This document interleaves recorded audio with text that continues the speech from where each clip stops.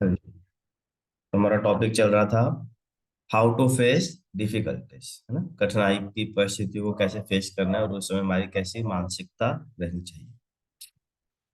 तो दो पॉइंट हमने अभी तक डिस्कस किए थे।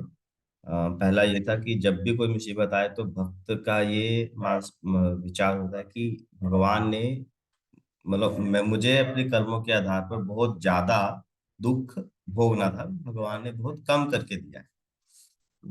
और दूसरा कि भगवान कृष्णा ये लविंग फादर, इस प्रकार माता पिता बच्चे को डांटते भी हैं तो उसकी भलाई के लिए। तो अगर हमारे जीवन में कुछ कष्ट आ भी रहे हैं तो हमारे भले के लिए ही है।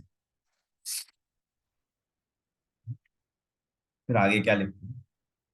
मेरी सभी समस्याओं का कारण केवल यही है कि मैं श्री कृष्ण की सेवा को छोड़ अन्य क्रियाकलापों में डूबा हुआ हूँ। यदि कृष्ण के प्रति मेरी सेवा करने की रुचि प्रतिदिन बढ़ती जाती है तो वास्तव में स्वयं को धन्य समझूंगा। नंद के प्रिय पुत्र, जो कि आराधना के एकमात्र लक्ष्य हैं, उन्होंने अपने प्रति आकर्षित जनों को, जो वास्तव में भक्त हैं, इस प्रकार अपनी ओर खींच लिया है कि अब उनकी अन्य कोई भी अभिलाषा नहीं है। ऐसी सेवा मात्र ही आत्मा का स्वाभाविक कार्य है। तो यहाँ पर बता रहे हैं कि हमारी समस्याएं जो हैं, हमारी समस्या का कारण क्या है कि हम भगवान को छोड़कर अन्य अन्य जीवों की जो है सेवा कर रहे हैं या फिर अन्य कार्य में लगे। तो देखिए, अगर हमारी चित्त या फिर अगर हमारी चेतना भगवान की सेवा में पूरी पूरी तरह स्थित है, या फिर हम बहुत ही, मतलब बहुत गहराई से भगवान के साथ जुड़ गए, है ना, from the deep of the heart, है ना, अपने हृदय के अंतःकरण से भगवान की सेवा में जुड़ गए हैं और उनके उनके प्रति आसक्ति हो गई, है ना। एक तो होता है कि हमने अपने प्रतिदिन का जो दैनिक कार्य किया, है ना, डेली की धूप आग अगरबत्ती आरती कर ली, और बाकी फिर हम अपना कार्य कर रहे हैं। पर एक होता है व्यक्ति बहुत जुड़ गया है भगवान से, अब वो भगवान की सेवा के बिना रह नहीं सकता। तो ऐसे व्यक्ति के जीवन में अगर कुछ कठिनाई आती है, कुछ समस्या आती है, तो वो उससे प्रभावित ही नहीं होती। कोई भी चीज हमें प्रभावित तब करती है जब हम उससे जुड़े होते हैं। लेट से हमारे जीवन में कुछ हम जहाँ जॉब करते हैं वहां पर कुछ इश्यू आ रहा है ना, तो निश्चित रूप से हम बहुत प्रभावित हो जाएंगे, है ना। पर अगर व्यक्ति को उस जॉब से कुछ लेना देना ही नहीं, मतलब वो जा रहा है बट उससे उतनी आसक्ति नहीं है, उसका मन सिर्फ भगवान में, तो उससे उतना फर्क ही नहीं पड़ेगा। इसको आप हम एक अन्य उदाहरण से भी समझ सकते हैं। अम, जैसे जैसे मान लीजिए ना, एक बहुत ही उबड़ खाबड़ रास्ता है, बहुत सारे खड्डे हैं रास्ते में, है ना, और हम एक साधारण सी मारुति कार में जा रहे हैं, है ना। तो बहुत सारे झटके लगेंगे, है ना, बहुत सारे झटके लगेंगे। पर अगर उसी रास्ते पे एक बहुत ही अच्छी मर्सिडीज गाड़ी जा रही है ना, तो उसमें बैठे बैठे हुए व्यक्ति को बहुत ही कम झटके लगेंगे, जब उसे कुछ फील ही नहीं होगा, है ना, सही बात है। तो उसी प्रकार जीवन तो वैसा ही, जीवन तो कठिनाइयों से समस्याओं से भरा हुआ। कभी फाइनेंशियल प्रॉब्लम आएगी, कभी पारिवारिक समस्याएं, कभी रिश्तेदारों से, कभी हेल्थ रिलेटेड, तो समस्याएं तो आती ही रही, समस्याएं कभी खत्म नहीं होगी, है ना। पर अगर व्यक्ति कृष्ण भावना भावित है तो उसका जीवन एक मर्सिडीज गाड़ी की तरह होगा। समस्याएं आएंगी पर उसे प्रभावित नहीं, है ना। एक्सटर्नली तो आएंगी समस्या, है ना, एक्सटर्नली हो सकता है कि कुछ लॉस हो जाए, हो सकता है कुछ हेल्थ खराब हो जाए, है ना। तो कई प्रकार की आ सकती है, body is painful, but mind is peaceful. पर एक कृष्ण भावित व्यक्ति का जो मन होता है ना, वो पीसफुल होता है, क्योंकि वो भगवान में स्थित होता है। Body is painful, but mind is peaceful, and soul is blissful, और आत्मा आनंद में होती है।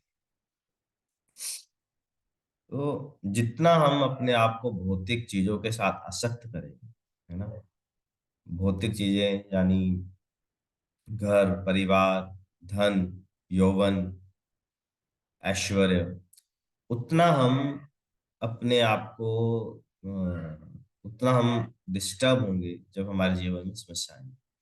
जैसे मान लीजिए किसी व्यक्ति को ना एसी में रहने की आदत है। कोई बच्चा है, उसे एसी में रहना, उसके घर घर में भी हर रूम में एसी है, हॉल में भी एसी है ना, कार में भी एसी है, उसकी शॉप में भी एसी लगा हुआ है ना, एसी जिस स्कूल में पढ़ता है वो भी फुल्ली एयर कंडीशन है। तो उस बच्चे ने कभी कोई एसी के बिना रहा ही नहीं, है ना। तो जब मान लीजिए कोई ऐसी स्थिति हुई जब एसी नहीं होगा, तो वो कितना विचलित हो जाएगा, है ना।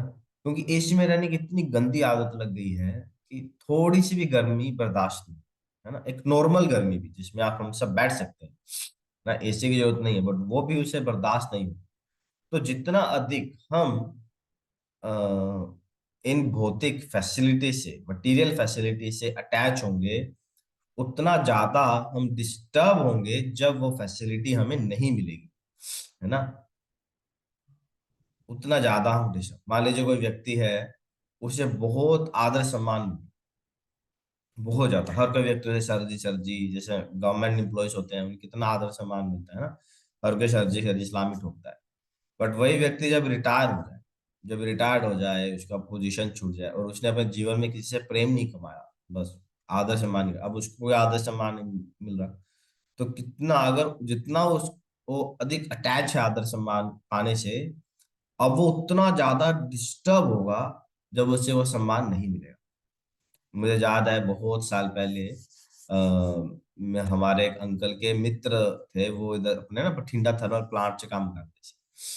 तो काफी ਵੱਡੀ पोस्ट ਤੇ ਸੀਗੇ ਤੇ ਬੜਾ ਉਹਨਾਂ ਨੂੰ ਆਦਰ ਸਨਮਾਨ ਮਿਲਦਾ ਸੀ। ਪਰ ਜਦੋਂ ਰਿਟਾਇਰ ਹੋ ਕੇ ਤਾਂ ਮਿਲਣਾ ਬੰਦ ਹੋ ਗਿਆ। ਬਟ ਇੰਨਾ ਉਹਨਾਂ ਨੂੰ ਦਿਲ 'ਚ ਸਦਮਾ ਪਹੁੰਚਿਆ ਇਸ ਚੀਜ਼ ਦਾ ਕਿ ਯਾਰ ਕੋਈ ਮੈਨੂੰ ਸਰ ਕਹਿ ਕੇ ਨਹੀਂ ਬੁਲਾ ਰਿਹਾ, ਮੈਨੂੰ ਨਾਮ ਨਹੀਂ ਬੁਲਾ ਰਿਹਾ, ਉਹਨਾਂ ਨੂੰ ਹਾਰਟ ਅਟੈਕ ਆ ਗਿਆ ਸਿਰਫ ਇਸ ਸਦਮੇ ਕਰਕੇ। ਤੇ ਇੰਨਾ ਜ਼ਿਆਦਾ ਪ੍ਰਭਾਵ ਹੋ ਜਾਂਦਾ। ਤਾਂ ਆਪਾਂ ਆਪਣੀ ਚੇਤਨਾ ਨੂੰ, ਆਪਣੇ ਆਪ ਨੂੰ ਕਿਸੇ ਦੇ ਨਾਲ ਅਟੈਚ ਕਰ ਰਹੇ ਹਾਂ। ਹਮੇਸ਼ਾ ਆਪਾਂ ਨੂੰ ਇਹ ਯਾਦ ਰੱਖਣਾ ਚਾਹੀਦਾ ਕਿ ਆਪਣਾ ਜੋ ਨਿत्य स्वरूप ਕੀ है, जीवे स्वरूप होए नित्य कृष्णेर नित्य कृष्ण दास, कि हमारा क्या, हम बस कृष्ण के दास हैं।